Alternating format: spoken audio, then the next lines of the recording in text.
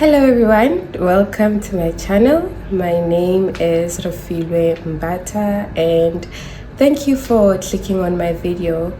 And if you relate to my content, please subscribe, like, and share the video with people that you think can be assisted through this content. Are you in uni and don't know where to start? Everything seems overwhelming. Or you have an idea of where to start but don't have a mind map on how to get about it? Well, I'm here to assist you and share with you tips on what I would have done as a first year student in university. Number one, you need to ensure that you study. So that's an obvious tip, but it's essential to emphasize on that because it is the number one reason why you're registered with the institution you're currently in. You need to learn techniques that will assist you in studying for your course or for your chosen field. There are ample study techniques that are shared online, like your active recall, your spaced repetition, your mind maps. Use what works for you, but ensure that it helps you progress in your studies. Attend all lectures, whether boring, whether prolonged, whether not interested. Just ensure that you are in each lecture hall. If the prescribed lectures do not work for you, then you will need to find other timetables and try to attend with other lectures and find a lecture that suits the subject you're in. And if that doesn't help, or if you don't have alternative lectures, then that would mean that you will have to find something that will support your learning through the internet. Prioritize studying every day to maximize your potential in the exam. So every time when you have a lecture and you have that little bit of time, try to prepare yourself for that lecture prior to going to the lecture room. And after each lecture, review your notes and try to do some little exercises that are in the textbook to ensure that you are progressing well and you understand the topics that are being discussed in each lecture. Number two, build relationships with your class mates, with your colleagues in class. Build relationships with some of the seniors, build relationships with the lecturers, the people that engage with students mainly, and these relationships will assist you in bettering your experience in university. By building relationships with your immediate environment, which are your classmates, you're ensuring that if there's any difficulties you're facing in any of the subjects, you have people that you can rely on to actually assist you primarily with whatever subject that you're struggling with. Then if you build relationships even further with seniors, there are people that have gone through the journey you're going through and they are able to assist you where they can in building the knowledge that you're trying to accumulate currently.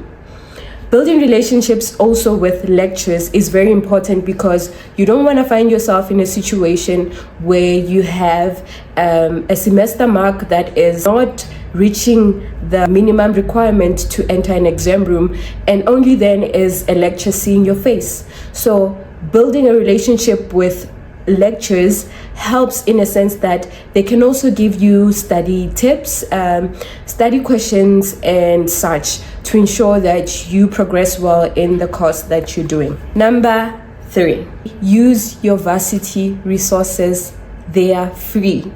You don't need to pay anything. They're free for you to use, so use them as much as you can while you can, because definitely after completing your course, you're gonna have to pay for what you think comes easy in high school as well as varsity. So use your resources such as library. It has so many books that you can read on your academic course, on developing yourself as well as an individual. So use those resources. Go book books from the library. Start reading to develop yourself outside your course as well. Develop yourself academically and also develop your soft skills and your skills outside your academics. That will help you a lot as you are preparing to be a professional. There's also free Wi-Fi at the library.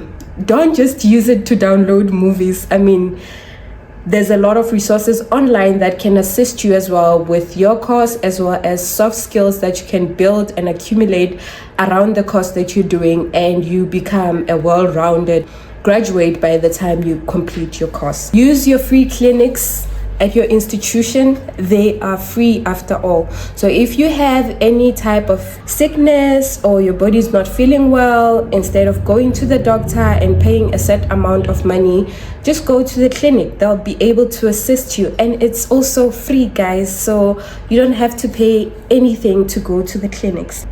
Join student empowerment groups. That I want to emphasize 1,000 times more. The groups for student development around campus are so essential for development of your soft skills. I emphasize so much on soft skills because by the time you graduate, you become a well-rounded graduate. You become a graduate that is able to stand in the midst of people and present themselves. You become a graduate that is more than a certificate but can articulate themselves outside an academic environment. Also, if you're having challenges and you're at school, there are free counseling sessions, that is for studies or personal reasons. You can find free sessions for counseling. Make use of them if you're struggling, and ensure that you get into a right mental state for you to continue with your studies. Number 4, okay, set goals for yourself. So by setting goals, start with the end in mind. So you want to see yourself after your qualification has ended in a space that is this. So if you're studying to be an accountant, for example, you're gonna study for approximately 3 years for your degree.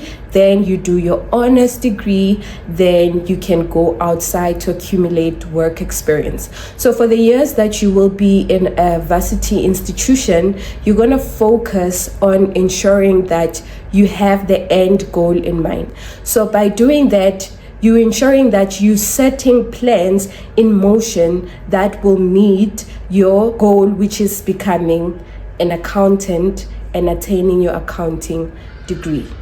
You're going to set up micro goals that assist you in reaching your ultimate goals. So by micro goals, I mean you're going to break your goals into that 4-year plan, then yearly, then quarterly, then weekly.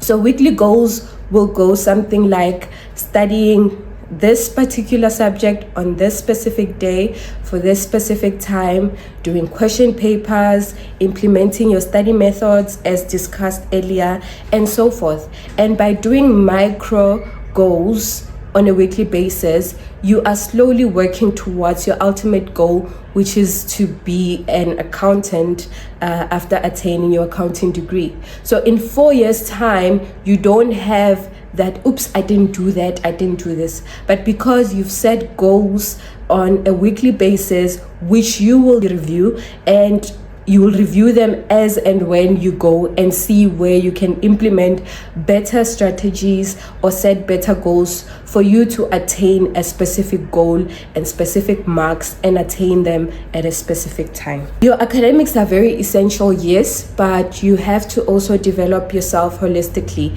As I've mentioned, use resources that the institute are providing for you to ensure that you develop yourself holistically, not only career-wise, but also your skills, your interpersonal skills, your emotional intelligence, and other skills that you need to accumulate on. So by so saying, just ensure that you have resources that enable you to build yourself outside your academics. Another thing that is underrated within the space you are in is your financial education. Financial education at a stage where you don't have much resources is very important.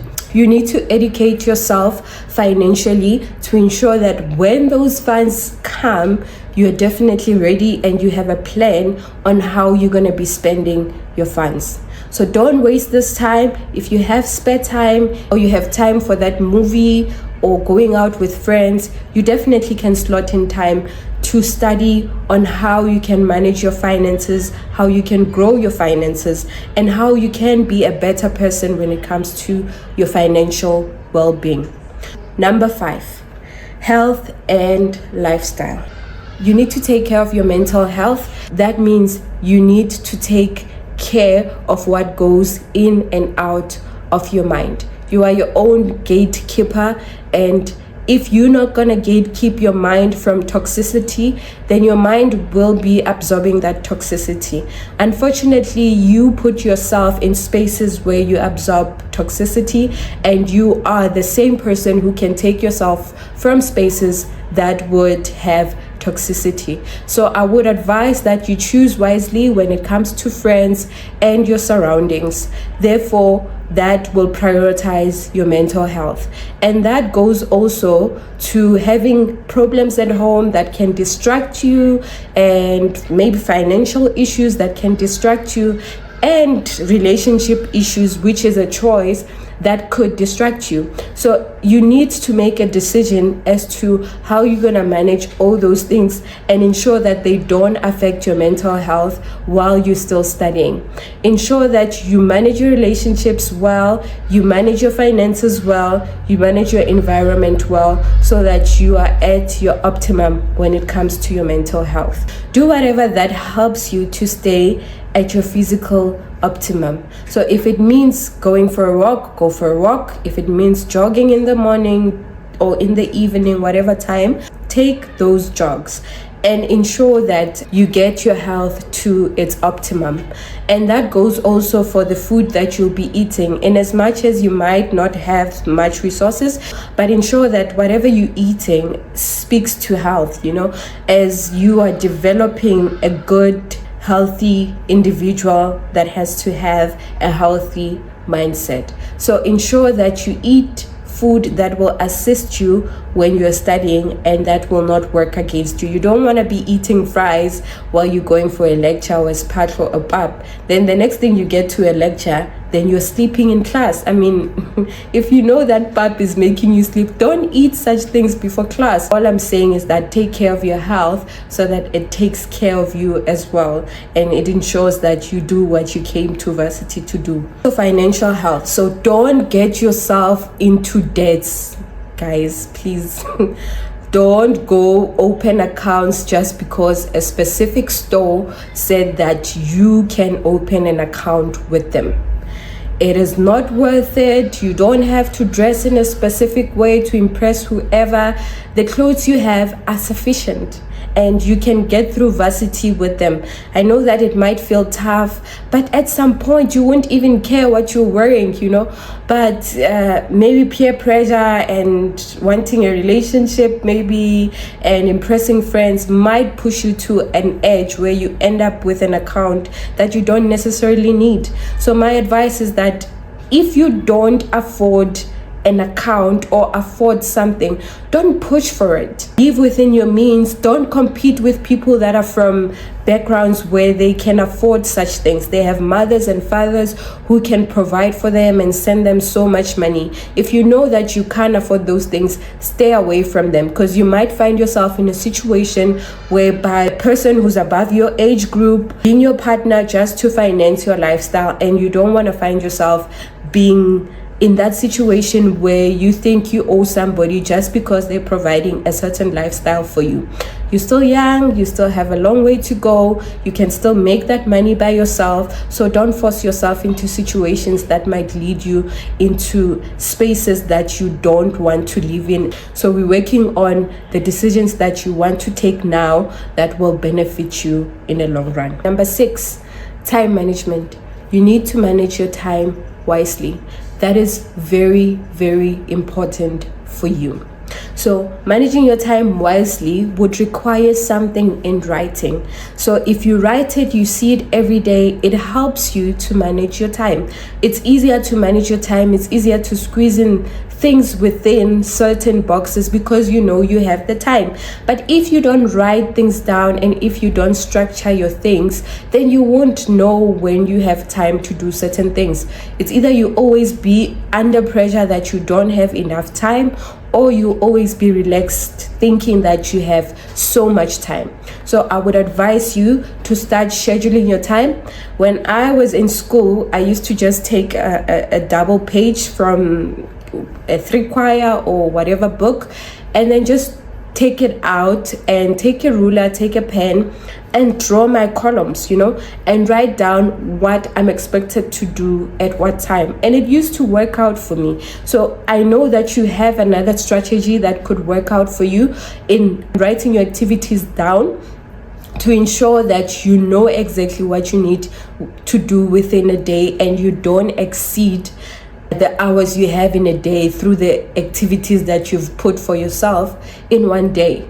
You don't want to find yourself under pressure just because you overcommitted to specific things. So manage your time, ensure that your academics are primarily taking your time in that time management schedule you've created for yourself, and ensure that you also add other things such as building community, building your soft skills. So don't only put in your academic course on your calendar, but also put in those things that are outside your academic calendar.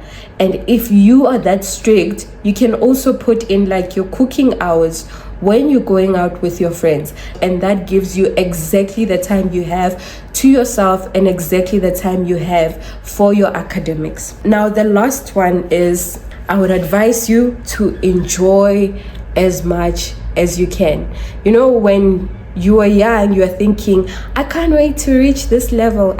But one thing that we fail to realize as humans is the more we grow, the more we accumulate more responsibilities, and we are now coming out of our parents' care, meaning that we are now becoming adults ourselves and are responsible for our own lives. There's no more free this and that, but you will have to work for the money, work for whatever resources that you require for your life to progress. So by enjoying, I mean that you should enjoy, yes, but don't forget the responsibility of studying, don't forget the responsibility of equipping yourself, and don't forget the responsibility of ensuring that you are a well-rounded adult that can properly take care of themselves without anybody's financial support and finding yourself in situations that are unpleasant for you. Attend all varsity events that benefit you. So if a freshers ball is for you, go for it. If a mentorship session is for you, go for it. If there's any events that are taking place, certain celebrities are invited, go for it. But go for things that benefit you in a long run. Explore and build a beautiful life for yourself. That is very essential, because at the end of the day, when you complete your varsity years, you're gonna have to live with the decisions that you've taken during your varsity life. Ensure that you build a beautiful life that will sustain you even outside the chosen institution of study. I want you to remember this, that every time you make a decision, picture the 30-year-old you and ask the 30-year-old you, is this decision benefiting you in any way? And if the 30-year-old you says, no honey, don't do it, or no Joe, it won't work, then don't do it, because in the long run it will be one of the things that you would regret. If you see your 30-year-old accomplishing a certain aspect of life and it aligns with what you want to be as that 30-year-old, then go for it all in. Don't doubt yourself. Thank you so much for tuning into my video. I appreciate your support. And as I said, if you like the video, you like the contents of it, please like, subscribe, and share. Even if the content was not for you, please share with your loved ones that can benefit from this video. And stay tuned for varsity information that will benefit you in the long run. Thank you so much.